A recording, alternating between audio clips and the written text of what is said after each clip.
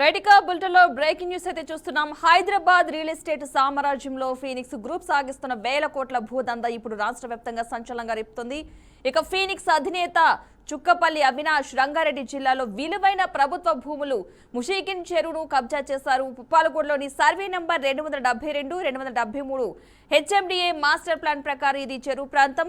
గతంలో సిఎస్ఎస్కే హరిహరన్ జారీ చేసిన ఉత్తర్వులు కూడా ఈ స్థలం ప్రభుత్వానిదే అని స్పష్టం చేస్తున్నాయి. ఇక కానీ ఫినిక్స్ నిర్మాణ సంస్థతో హెచ్ఎండిఏ కమిషనర్ సర్ఫరాజ్ అహ్మద్ లోపాయకారి ఒప్పందం కుదుర్చుకున్నారు అనే విమర్శలు కూడా వెల్లువెత్తుతున్నాయి. దేశ సర్వోన్నత న్యాయస్థానం సుప్రీంకోర్టుకే అక్కడ అసలు చేరువే లేదంటూ ఈ అధికారి తప్పుడు నివేదిక ఇవ్వడం ఇప్పుడు సంచలనంగా మారింది. ఈ అక్రమ డీల్ పై రాష్ట్ర ఉప ముఖ్యమంత్రి భట్టి విక్రమార్క సైతం గతంలోనే స్పందించారు. ఫీనిక్స్ సంస్థ 100% చెరువును కబ్జా చేసిందని ఆయన తేల్చి చెప్పారు. ఇక అయినా సరే క్షేత్రస్థాయిలో ఫీనిక్స్ అక్రమ నిర్మాణాలు యథేచ్ఛగా సాగుతూ ఉండటం వెనుక అసలు రహస్యం ఏంటి? చెరువులను రక్షిస్తామంటూ దూసుకుపోతున్న హైడ్రా కమిషనర్ రంగనాథ్ ఈ వేల కోట్ల కుంభకోణంపై ఎలాంటి చర్యలు తీసుకుంటారు?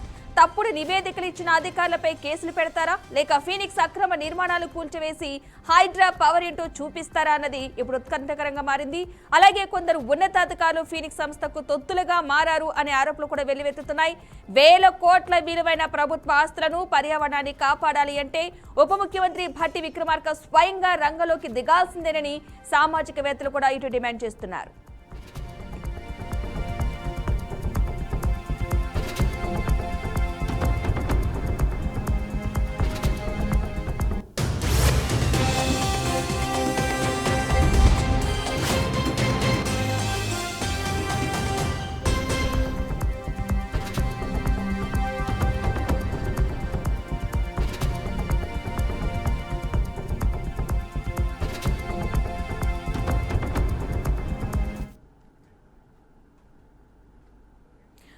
ఇదే అంశానికి సంబంధించిన పూర్తి సమాచారాన్ని మా సీనియర్ కరెస్పాండెంట్ రామకృష్ణ మరింత సమాచారాన్ని లైవ్ ద్వారా అందిస్తారు. రామకృష్ణ, చెప్పండి, అసలు ఏ ప్రాంతాల్లో ఈ ఫీనిక్స్ సంస్థ కబ్జా చేసినట్టుగా తెలుస్తుంది? ఏ ప్రాంతాలు అసలు?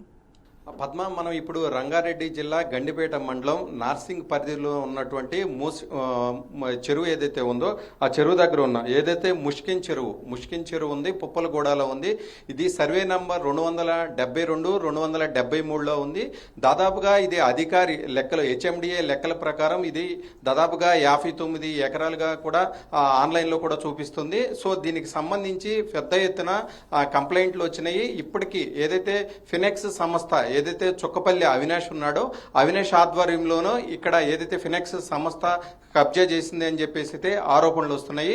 దీనికి సంబంధించి పెద్ద ఎత్తున రాజకీయ రంగు కూడా పులుముకుందని చెప్పుకోవచ్చు. దీనికి సంబంధించి హెచ్ఎండిఏ కమిషనర్ ఎవరైతే ఉన్నారో అతనిపై కూడా ఏదైతే విమర్శలు కూడా వస్తున్నాయి. హెచ్ఎండిఏ కమిషనర్ అదేవిధంగా ఫినెక్స్ సంస్థ కూడా ఇద్దరు కూడా కుమ్మక్కై ఈ కబ్జాకి పాల్పడ్డారు అని చెప్పేసి అయితే పెద్ద ఎత్తున విమర్శలు వస్తున్నాయి. హైడ్రాక్ కూడా కంప్లైంట్లు కూడా వచ్చినాయి. సో మొత్తం మీద చూసుకున్నట్లయితే దీనికి సంబంధించి ఏదైతే కంప్లైంట్లు వచ్చిన నేపథ్యంలో కూడా ఎక్కడ కూడా ఫినెక్స్ సంస్థ వర్క్ కూడా ఆపన పరిస్థితి ఉంది.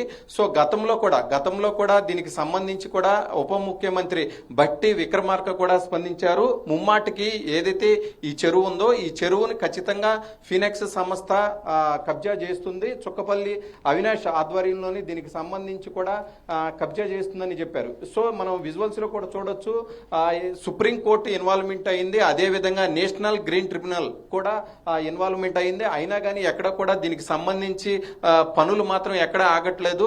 ఇక్కడ వందలాది కొద్ది మంది పనులు చేస్తూ ఉన్నారు. సో ఇది ఐటీ కారిడార్లు ఏదైతే నార్సింగ్ పరిధిలో ఉన్నటువంటి ఐటీ కారిడార్ లో ఇప్పుడు చెప్పుకోవాలంటే సిటీకి నడిబొడ్డునని చెప్పుకోవచ్చు. ఇది వేల కోట్ల ఆస్తి. ఈ వేల కోట్ల ఆస్తి ప్రభుత్వానికి రావాల్సినటువంటి ఆస్తిని ఈ సంస్థ యాజమాన్యం కబ్జా చేసి ఇక్కడ మొత్తం కూడా దాదాపుగా 40 అంతస్తులు స్టీల్ బిల్డింగ్ నిర్మిస్తున్నారు. దాదాపుగా 70% పనులు కూడా పూర్తవుతున్నాయి. దీనికి సంబంధించి సుప్రీంకోర్టులో ఈ ఇష్యూ కూడా దీనికి సంబంధించి చెరువు విషయం గురించి సుప్రీంకోర్టుకు కూడా వెళ్ళడం జరిగింది. సుప్రీంకోర్టు క్లియర్ గా ఇన్స్ట్రక్షన్స్ ఇచ్చింది తెలంగాణ అధికారులకి.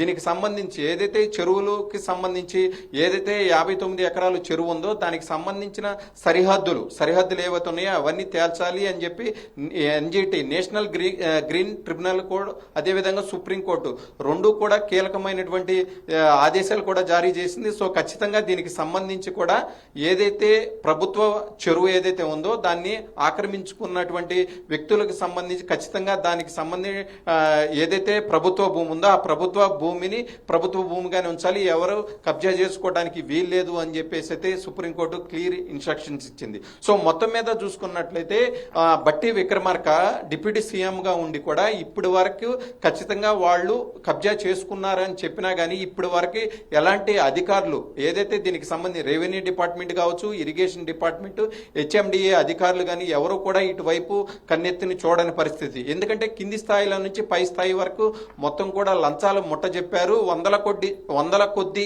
ఆస్తి, ఇది ప్రభుత్వానికి రావాల్సినటువంటి ఆస్తిని కబ్జా చేసి ఇక్కడ బిల్డింగులు కడుతున్నారు. సో మొత్తం మీద చూసుకున్నట్లయితే రేపటి రోజున ప్రభుత్వానికి ఆక్షన్ ద్వారా దీనికి సంబంధించి ఆక్షన్ వేస్తే ఖచ్చితంగా వేల కోట్ల ఆదాయం వస్తుంది. సో ఇక్కడ మాత్రం భూ అక్రమార్కులు చూసుకున్నట్లయితే మొత్తం కూడా చుట్టుపక్కల ఎక్కడైతే ప్రభుత్వ చెరువులు కావచ్చు, ప్రభుత్వ ల్యాండ్లు ఎక్కడ ఉంటాయో అవి పెద్ద ఎత్తున ఆక్యుపై చేస్తున్నారని విమర్శలు కూడా వస్తున్నాయి. సో మొత్తం మీద చూసుకున్నట్లయితే ఫినాక్స్ సంస్థ గతంలో కూడా పెద్ద ఎత్తున భూ కబ్జాలకు పాల్పడిందని చెప్పి దీనిపై ఈ సంస్థ పైన విమర్శలు వచ్చినా గానీ ఎక్కడ కూడా వెనక్కి తగ్గిన పరిస్థితి. ఎక్కడికక్కడ ఈ సంస్థకు సంబంధించి ఏదైతే ఇప్పుడు మనం అదే లొకేషన్ లో కూడా ఉన్నాం, ఆ చెరువు దగ్గరే ఉన్నాము.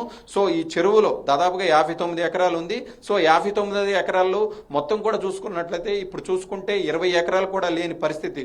చుట్టూ మొత్తం కూడా కబ్జాదారుల చేతుల్లోకి వెళ్లిపోయిందని చెప్పవచ్చు. పెద్ద పెద్ద అపార్ట్మెంట్స్ కావచ్చు, లేదంటే కమర్షియల్ కాంప్లెక్స్లు కావచ్చు పెద్ద ఎత్తున నిర్మిస్తున్నారు. ఫినాక్స్ సంస్థ మాత్రం పెద్ద ఎత్తున ఆక్యుపై చేసింది.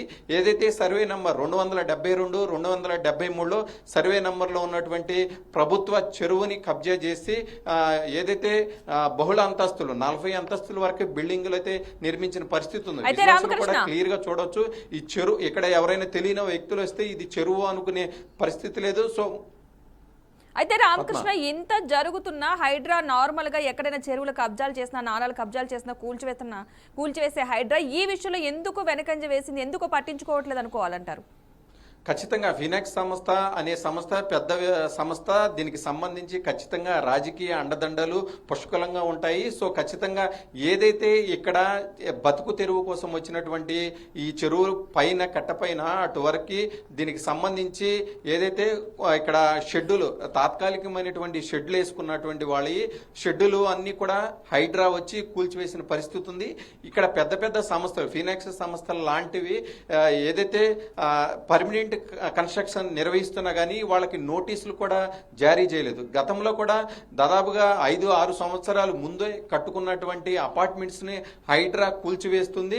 ఏదైతే కాంగ్రెస్ పార్టీ అధికారంలోకి వచ్చిన తర్వాత ఏదైతే కట్టడాలు నిర్వహిస్తున్నారో ఆ కట్టడాలు ఎఫ్టీఎల్ బఫర్ జోన్ లో ఉన్నటువంటి బిల్డింగ్లు పెద్ద ఎత్తున కూల్చివేస్తుంది. చిన్నటువంటి కుటుంబాలు లేదంటే ఎవరైతే కామన్ మ్యాన్లు ఎవరైతే కొనుక్కుంటారో వాళ్ళకి మాత్రం పెద్ద ఎత్తున కూల్చివేస్తుంది. ఇలాంటి బడా సంస్థల జోలికి హైడ్రా ఎందుకు వెళ్ళట్లేదు అని చెప్పి సామాన్య ప్రజలు కూడా మాట్లాడుకునేటట్టు హైడ్రా వ్యవహారం చేస్తుందని చెప్పుకోవచ్చు.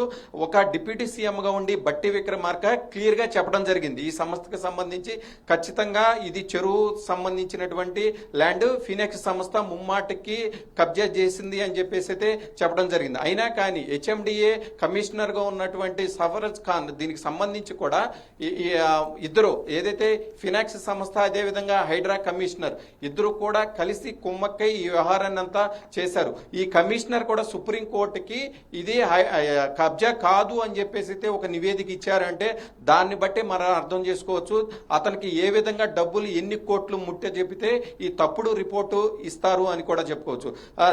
ఈ నేపథ్యంలోనే గతంలో కూడా రంగారెడ్డి జిల్లా కలెక్టర్ కావచ్చు, సిఎస్ కావచ్చు క్లియర్ గా చెప్పడం జరిగింది, ఇది ఖచ్చితంగా ఈ చెరువులో ఉన్నటువంటి భూమి చెరువుకి ప్రభుత్వ భూమి ఏదైతే 59 ఎకరాలు ఉందో ఇది ఖచ్చితంగా సర్వే నంబర్ 272, 273కి సంబంధించి గవర్నమెంట్ ల్యాండ్ అని చెప్పేసి అయితే ఒక నివేదిక కూడా అప్పటి కలెక్టర్ సిఎస్ కూడా ఇవ్వడం జరిగింది. కానీ హెచ్ఎండిఏ కమిషనర్ మాత్రం ఇది ప్రభుత్వ భూమి ఏదైతే ఫినాక్స్ సంస్థ నిర్మాణం చేస్తుందో అది ప్రభుత్వ భూమి అని చెప్పేసి ప్రభుత్వ భూమి కాదు అని అని చెప్పేసి అయితే కమిషనర్ రిపోర్ట్ ఇవ్వడం జరిగింది. కలెక్టరు, సిఎస్ క్లియర్ గా, డిప్యూటీ సీఎం వీళ్ళు ముగ్గురు కూడా దీనికి సంబంధించి క్లియర్ గా చెప్పడం జరిగింది ఇది ప్రభుత్వ భూమి అని చెప్పి. కానీ హెచ్ఎండిఏ కమిషనర్ మాత్రం క్లియర్ గా దీనికి సంబంధించి రిపోర్టు వ్యతిరేకంగా ఇచ్చాడు. వాళ్ళు నిర్మిస్తున్నటువంటి నిర్మాణం ఏదైతే ఉందో అది సక్రమంగా జరుగుతుంది అని చెప్పి సుప్రీంకోర్టుకి అయితే ఇవ్వడం జరిగింది. సుప్రీంకోర్టు కూడా చాలా సీరియస్ అయింది.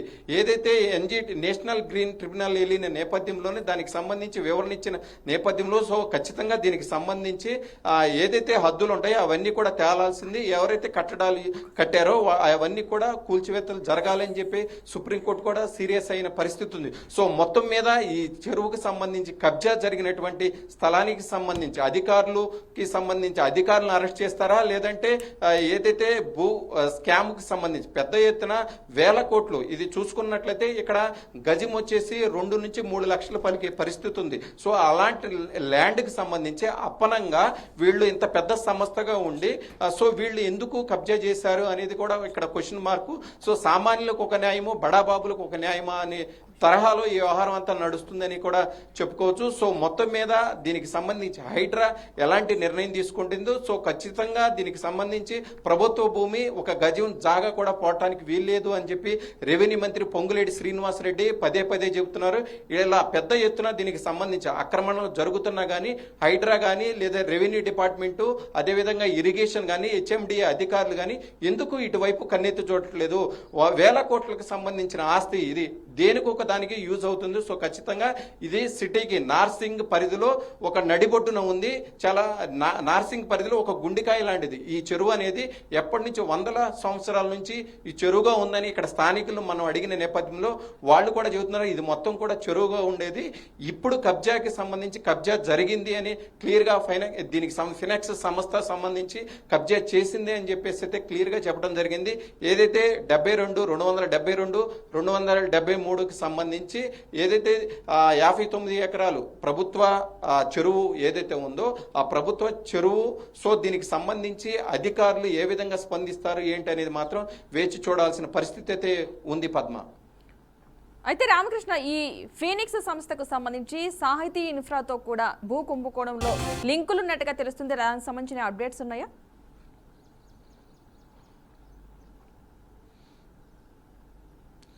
ఖచ్చితంగా ఏదైతే గతంలో ఏదైతే సాహితీ ఇన్ఫ్రాకి సంబంధించి 1500 కోట్ల వరకు స్కామ్ జరిగి ఏదైతే ముందుగా అడ్వాన్స్ గా బుక్ చేసుకుని 1500 కోట్లు అమాయక ప్రజల నుండి దగ్గర నుంచి కాజేసి ఏదైతే ఈడీ దర్యాప్తుకి సంబంధ ఏదైతే ఉందో ఫినెక్స్ సంస్థ సాహితీకి సంబంధించి ఇద్దరు కంబైన్ వెంచర్స్ వేశారని ఈడీకి వచ్చినటువంటి ఇన్ఫర్మేషన్ తో కేంద్ర సంస్థ ఏదైతే ఉందో ఇన్కమ్ ట్యాక్స్ కావచ్చు ఈడీ సంస్థ ఇద్దరికి సంబంధించి పెద్ద ఎత్తున దాడులు కూడా నిర్వహించారు. ఫినెక్స్ సంస్థ డైరెక్టర్లుగా ఉన్నటువంటి వాళ్ళు చైర్మన్ ఇళ్లలో కూడా దాదాపుగా 20 చోట్ల ఏకకాలంలో దాడులు నిర్వహించారు.